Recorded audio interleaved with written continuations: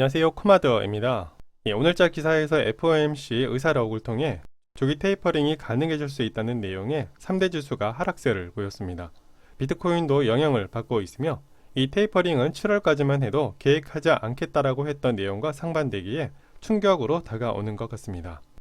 이런 테이퍼링의 진행은 양적 완화 정책을 줄이겠다는 내용이며 금리 인상 전에 단행되는 조치이기도 합니다. 이렇게 되면 모든 투자자에게는 다소 불안한 요소로 작용될 수 있으며 대규모로 편성된 인프라 예산안도 재무부가 나서 압력을 가할 수 있어 보이는데요. 26일 금통위 금리 인상 여부에 주목을 해봐야 할 것 같습니다. 이렇게 되면 현재 비트코인도 영향이 추가로 올 수 있어 보이며 현재의 비트코인은 전 저점을 뚫고 하방향문을 지속적으로 두드리다 최근 상승으로 이어진 지지 추세선 아래로 내려왔습니다. 트레이딩뷰 차트 분석 매체는 이러한 상황은 4만선 부근에서 조정이 다소 길어질 수 있다는 의견도 제시하고 있었습니다.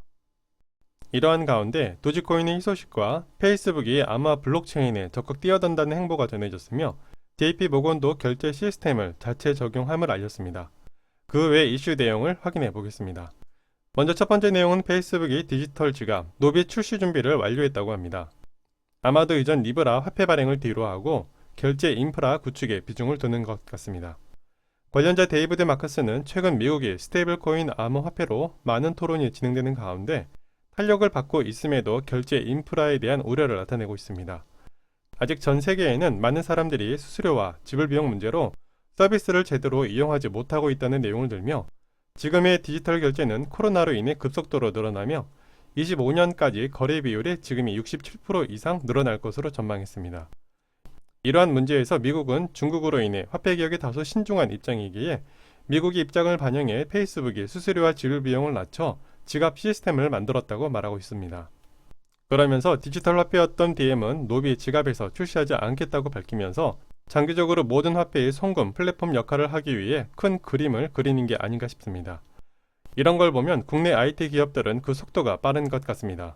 현재 국내에서는 카카오와 네이버가 이미 뱅킹 결제 수단으로 인프라를 구축했으며 카카오는 이미 CBDC까지 우선 선점권을 가졌기에 그 전망이 기대되기도 합니다. 그리고 데이비드 마커스는 중요한 말을 하나 던졌는데요. 앞으로 다가올 메타버스에서는 현재의 개발 상품들과 인프라를 설계하는데 상당히 많은 도움이 되고 있다고 말했습니다.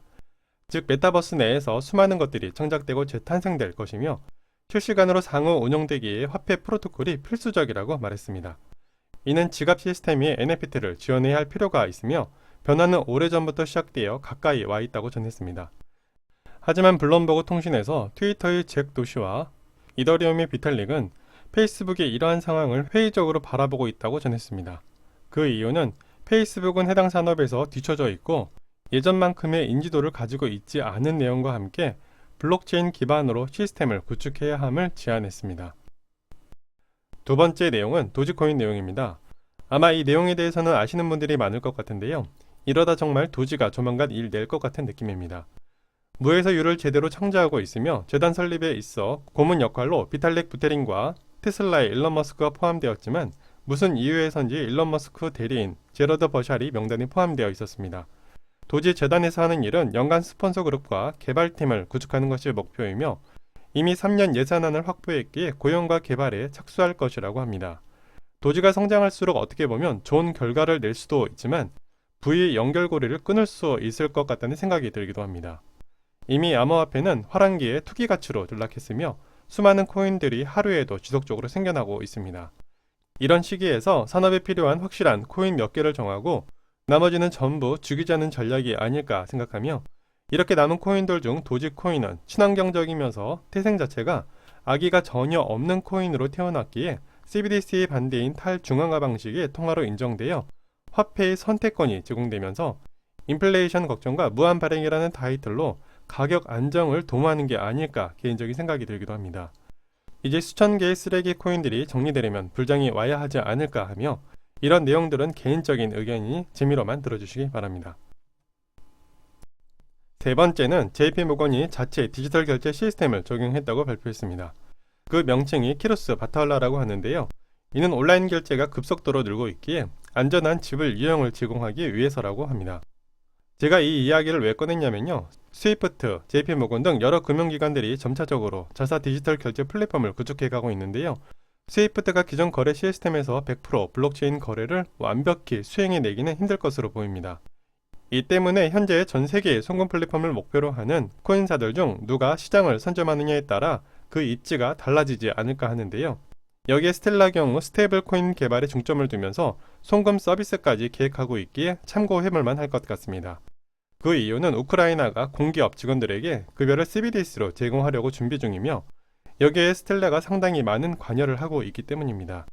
즉 스텔라는 안정적인 스테이블 코인에 참여하면서 해당 국가의 송금 플랫폼에 관여할 가능성이 높으며 이 계기를 이용해 전 세계의 다른 국가들에게도 좋은 인식으로 다가가지 않을까 하며 해당 우크라이나는 IMF 총재에게 관련 내용을 언급하고 시도하는 것이기에 IMF도 우크라이나의 상황을 예의주시하고 있지 않을까 생각합니다.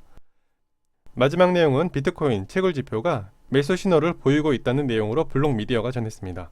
블록체인 분석 매체인 플랫폼 글래스노드는 해시율을 분석해 투자자에게 매수 시점을 알려주는 해시 리본 지표를 통해 예측하고 있는데요. 이는 매수 시점을 나타내는 신호가 해시율의 평균 30일 값이 60일 평균값을 초과할 때 나타난다고 합니다.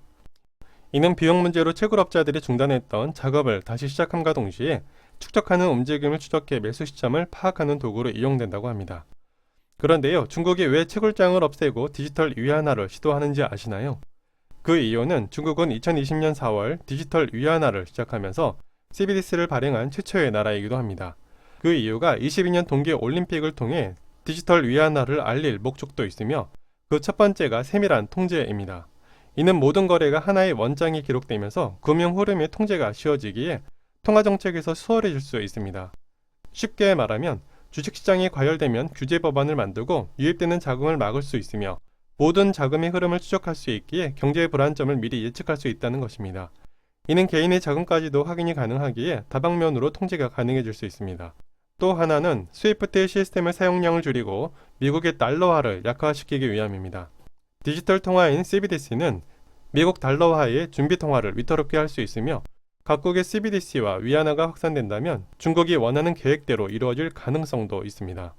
IMF도 최근 브레이튼 우즈 시대를 언급하며 중립적인 의견을 제시하고 있었습니다. 그러면서도 체제가 어떻게 발전하든지 간에 체제의 안정성은 국제통화협력에 달려있다는 근본적인 원칙은 유지될 것이라고 의미심장한 글을 던지기도 했습니다.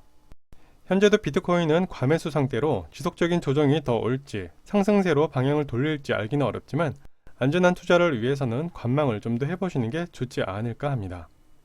오늘은 몇 가지 이슈 내용과 함께 코인사들의 연계성 및 흐름을 알아봤습니다.